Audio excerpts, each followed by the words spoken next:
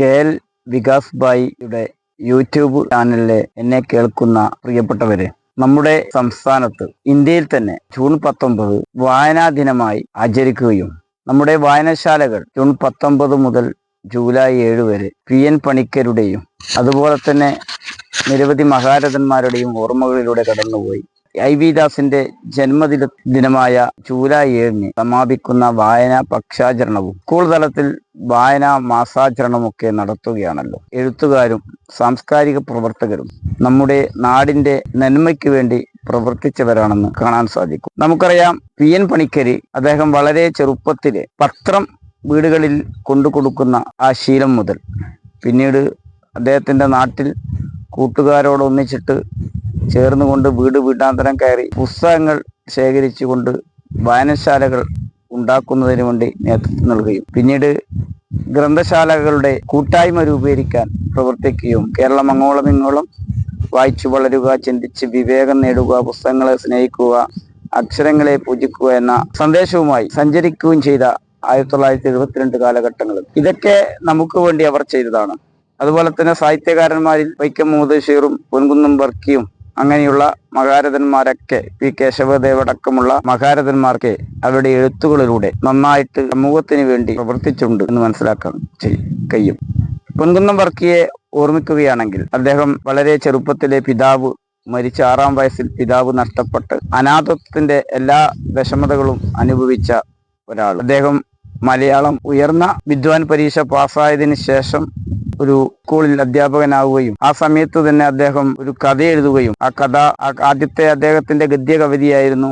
ആ ഗദ്യകവിത സർവകലാശാലക്ക് സമ്മാനം നൽകുകയും ചെയ്ത ഒരവസ്ഥ. അദ്ദേഹം പിന്നീട് കഥ എഴുതിയതിന്റെ പേരിൽ ജയിലിൽ കിടക്കേണ്ടി വന്ന ഒരാളാണ്. അധ്യാപകനായിരിക്കുമ്പോൾ എഴുതിയ കഥ കൊണ്ട് അധ്യാപക ജോലി നഷ്ടപ്പെട്ടിരുന്നു. അദ്ദേഹത്തിന്റെ പ്രസിദ്ധമായ പല കഥകളുമുണ്ട്. അതിലൊരു പ്രധാനപ്പെട്ട ഒരു കഥ, അദ്ദേഹം ജയിലിലേക്ക് പോകാനുണ്ടായ ഒരു കഥ, അത് അന്ന് മുസോളിനിയുടെ ഫാസിസ്റ്റ് ഭരണ സമയം ലോകത്ത് നടക്കുമ്പോൾ സർ CP രാമസ്വാമി അയ്യരുടെ തിരുവിതാംകൂർ ഭാഗത്തുള്ള ഒരു വല്ലാത്തൊരു സ്വേച്ഛാധിപത്യ രീതിയിലുള്ള ഭരണമാണ് ഉണ്ടായിരുന്നത്. ആ സമയത്താണ് അദ്ദേഹം ഈ മോഡലി എന്ന കഥ എഴുതുന്നത്.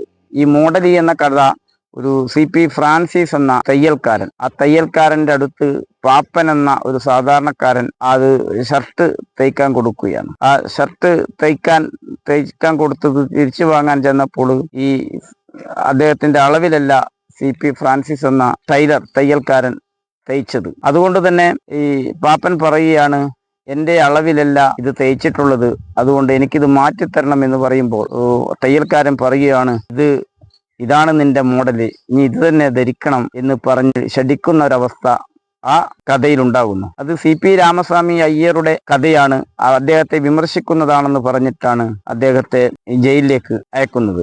ഇപ്പം സ്വാതന്ത്ര്യ സേനാനിയായിരുന്നു, കഥ എഴുതിയതിന്റെ പേരിൽ ജയിലിൽ പോയ ആളാണ്.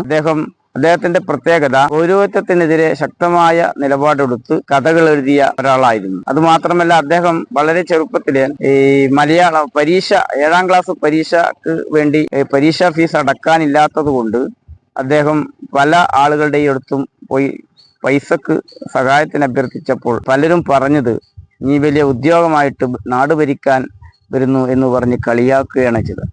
അപ്പൊ അവഹേളനവും ഈ പരിഹാസങ്ങളും ഏറ്റുവാങ്ങി തന്റെ തൂലികയിലൂടെ പൗരോഹിത്യത്തിനെതിരെയും ഭരണത്തിന്റെ അഴിമതിയെക്കുറിച്ചൊക്കെ എഴുതിയ ഒരാളാണ്. VKN മുമ്പ് ഒരിക്കൽ പറഞ്ഞൊരു വാക്കുകൾ ഓർമ്മ വരികയാണ്.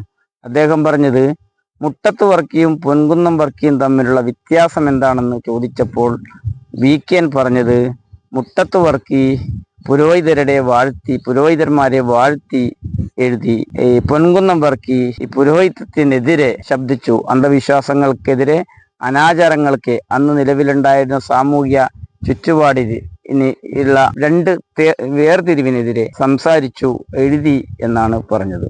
നമുക്കറിയാം, പൈങ്കിളി സാഹിത്യവും സർഗാത്മക സാഹിത്യവും രണ്ടും രണ്ടായിട്ട് നിൽക്കുന്ന ഒരു കാലത്താണ് നാം ഇപ്പോഴും ജീവിക്കുന്നത്. അപ്പോ സർഗപ്രതിഭകളായ കുറേ ആളുകൾ നമ്മുടെ നാട്ടിലൊക്കെ ഉണ്ട്. അവരെ പ്രോത്സാഹിപ്പിക്കുന്നതിന് വേണ്ടി പല കൂട്ടായ്മകളും നടക്കുന്നുണ്ട്. പക്ഷേ നമ്മുടെ മലയാളത്തിൽ മുമ്പ് എഴുതിയ എഴുത്തുകാരൊക്കെ അവര് ത്യാഗങ്ങൾ സഹിച്ചിട്ടു എന്നാണ്. അദ്ദേഹം ദൈവത്തെ പറ്റിയുള്ള സങ്കല്പം ചോദിച്ചപ്പോൾ അദ്ദേഹം ഒറ്റ വാക്കിൽ പറഞ്ഞത് ചുമടു താങ്ങി എന്നാണ്. അതിന്റെ സസൂക്ഷ്മം വിലയിരുത്തി അതിനെതിരെ പ്രതികരിക്കുന്ന, അതിലെ നെറികേടുകളെതിരെ പ്രതികരിക്കുന്ന എഴുത്തുകാരുടെ ഒരു മുൻ നടന്ന എഴുത്തുകാർ നമുക്കുണ്ടായിട്ടുണ്ട്.